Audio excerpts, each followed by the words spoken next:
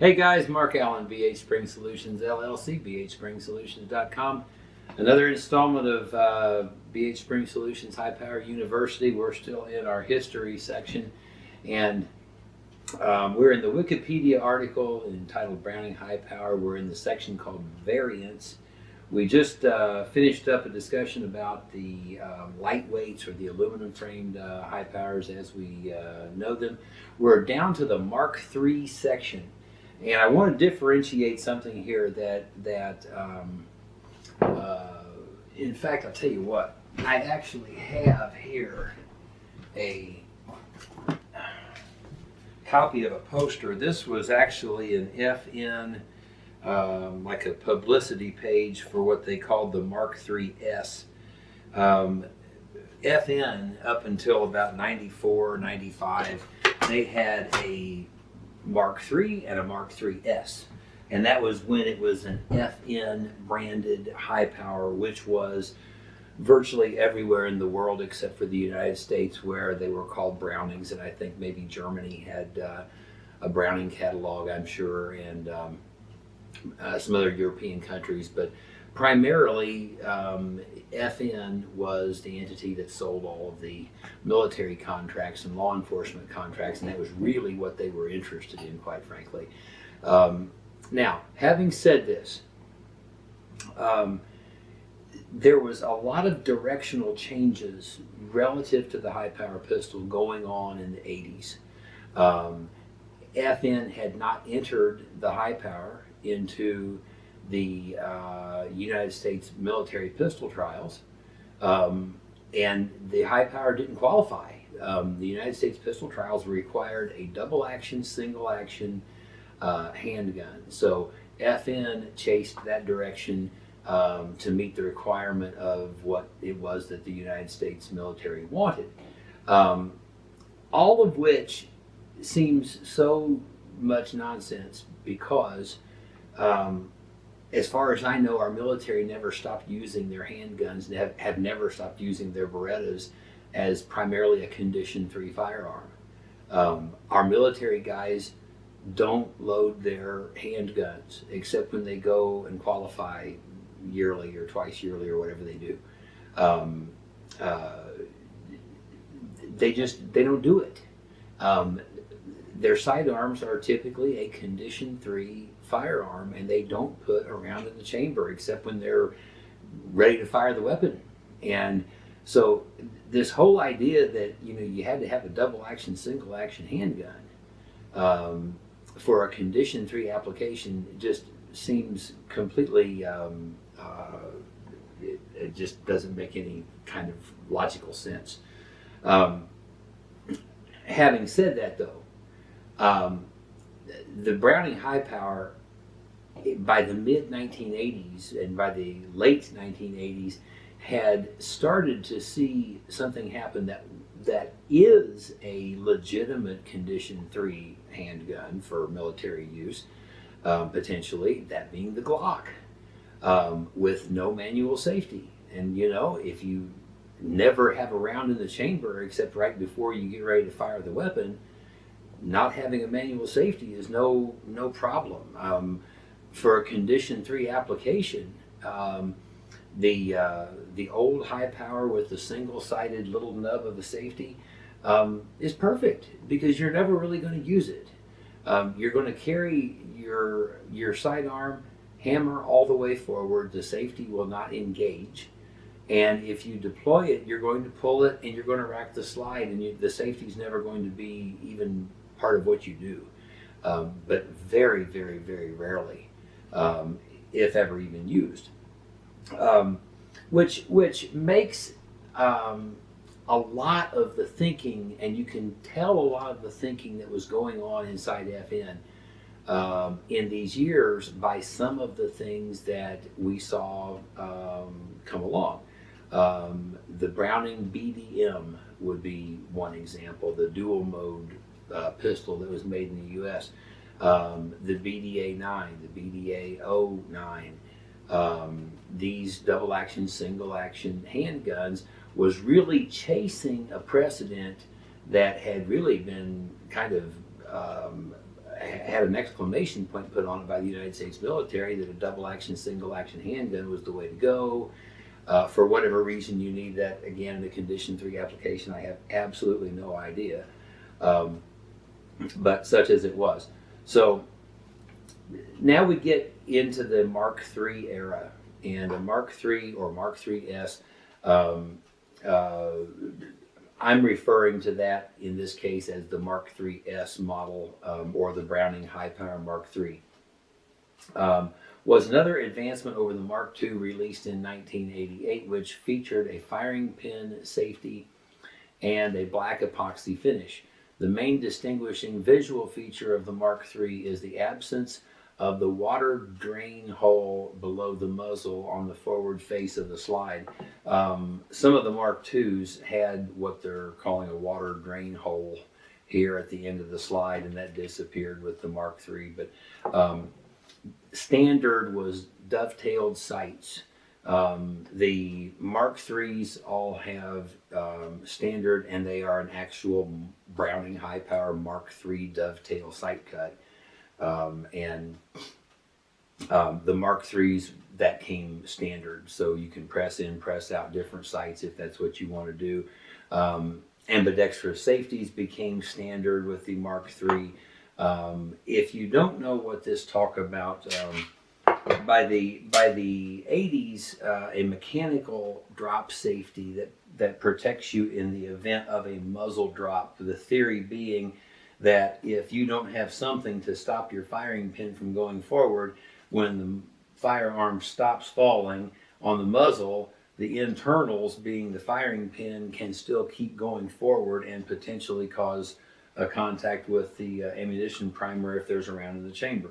So by the 80s, in the mid 80s, it was starting to get to be, not acceptable to not have a drop safety in a modern handgun. So as resistant as FN was to changing anything about the high power, they did cave on this one. And Leon Hubert designed the modification of the drop safety sear lever.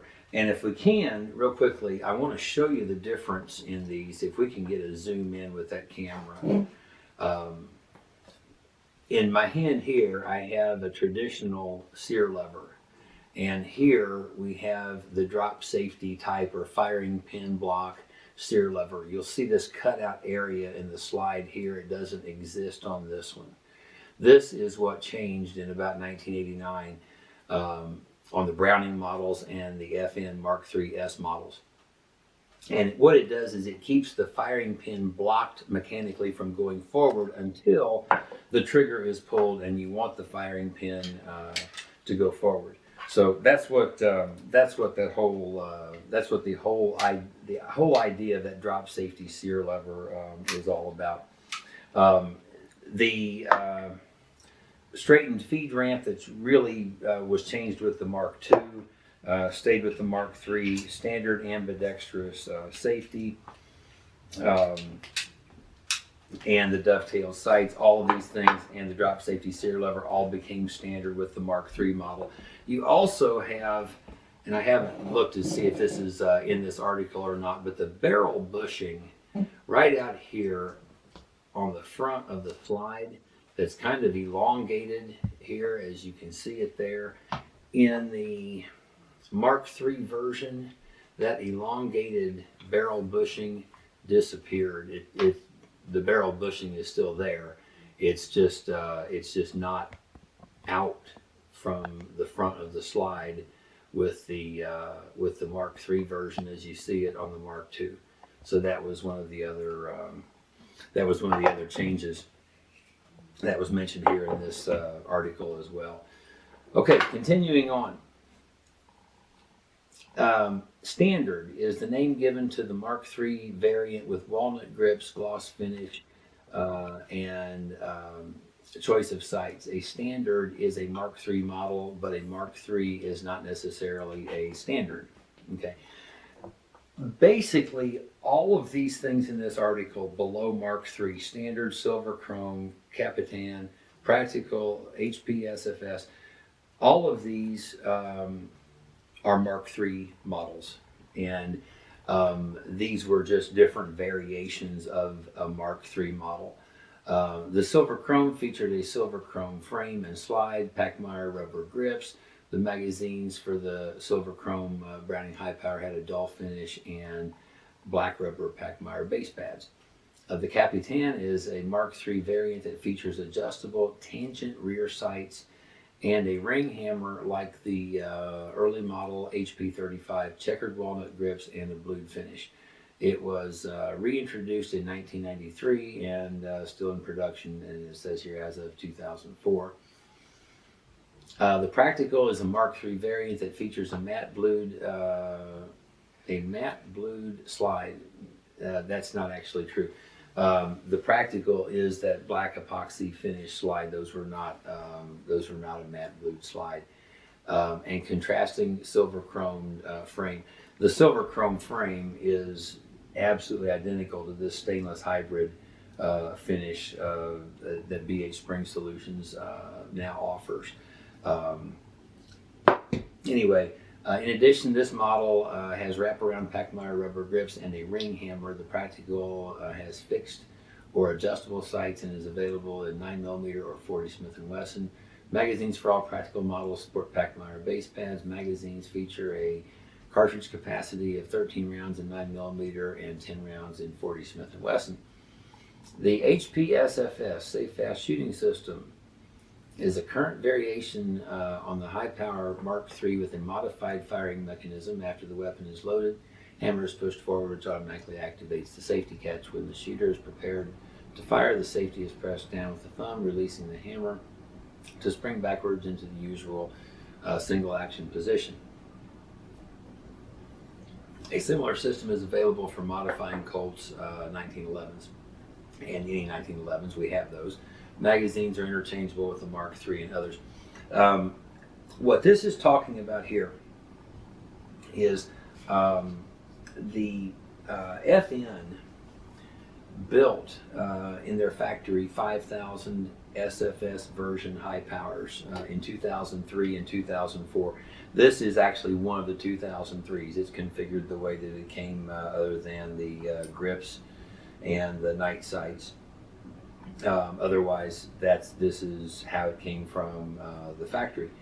And actually, what had happened here is in 1993, that is when, and this is a longer history part of the FN high power, but as history goes, and we've had it recounted to us,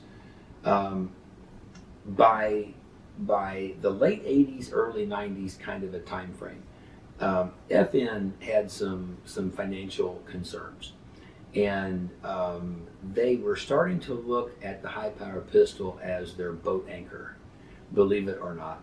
Now, you have to remember, this is before the entire world had seen what the American pistol buying market could support in terms of how many manufacturers can make a 1911, and how many 1911s Americans can buy from 25 or 30 different manufacturers.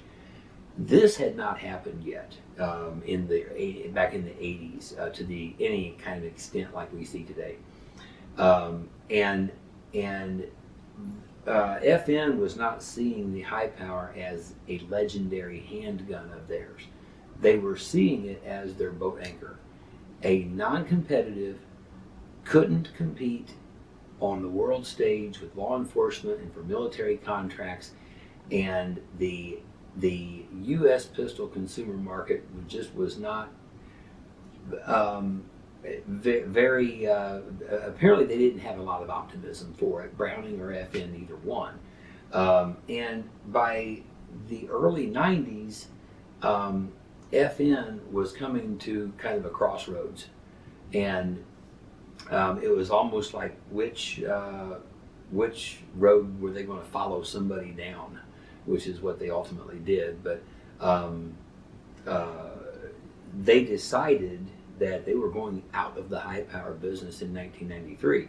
And the gentleman who had designed all of the what FN had billed as the 21st century upgrades for the high power pistol had been designed primarily by Leon Hubert. And when he parted ways with FN, and FN allowed him to take a lot of his designs with him and the patents, like the SFS system and different things that now BHSpringSolutions markets.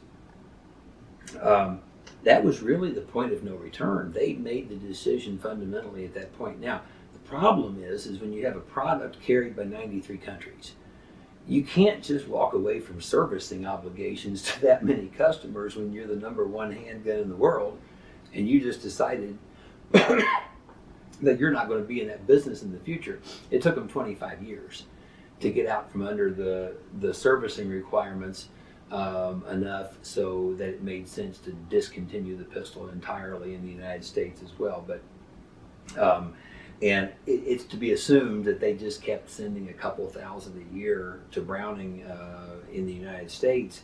It stayed in the catalog, and literally they were only sending 2,200 to 2,500 a year is what we understand for the last many years into the U.S. And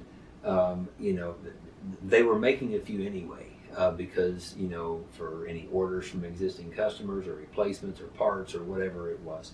So anyway, it took them 25 years to get out of the high power pistol business, which is what they literally wanted to be out of so much, and they devoted a lot to their plastic pistol framed FNP and then FNX and FNS and every possible way to configure a plastic framed pistol. The HP SFS happened in 2003, 2004. FN made 5,000 pistols, 9mm and 40s. And most of these were sent into the United States and they were sold. They weren't really marketed, they weren't really advertised or anything like that. We know that happened, and it was 5,000 because FN bought 5,000 SFS kits from RDIH, their former employee, in order to make those 5,000. Our understanding is apparently they must have had some interest or something in somebody wanted to put a high power SFS into somebody's security forces pistol trials or something, and FN needed for this handgun to exist so that it could be considered or something like this. But that apparently didn't go anywhere. But here was the interesting thing, was in FN's designers, and Leon Hubert specifically, looking for an answer to what are these people thinking is so spectacular about a double action, single action pistol. During those days, that's kind of the direction the market was going. And right after it went there, then there was a whole thing about double action only pistols that didn't last very long either.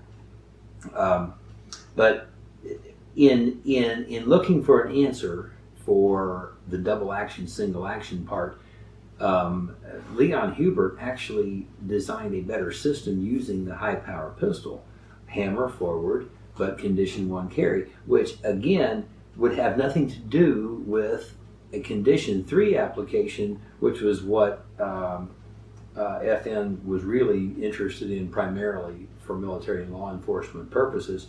And the high power SFS for the real condition 1 carry market, which quite frankly would be the U.S. consumer carry market, it was never marketed for that purpose at all. Okay, in the next session we're going to go to some of the other some of these that are kind of a stretch to be called. They're not a variant of a high power, but they're inspired by the high power pistol anyway. I'm Mark Allen, BHSpringSolutions LLC and BHSpringSolutions.com.